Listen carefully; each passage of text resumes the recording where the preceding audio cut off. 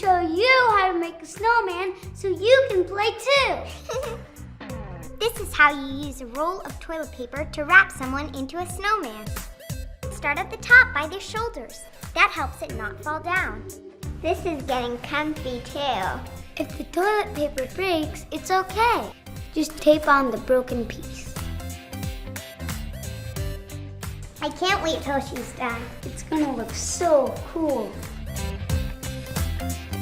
I think we're done. And there we go. And voila! Then you can also use paper to finish decorating, like black circles for buttons, The hat of the snowman. Final touches to start. Whoops, the butt. Stick it back on. And then you have a human snowman.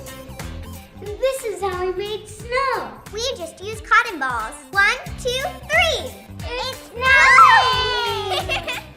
And then you get to break out of it.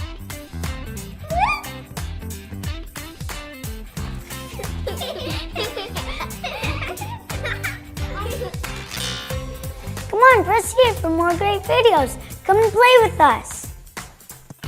You can do it. Press this button.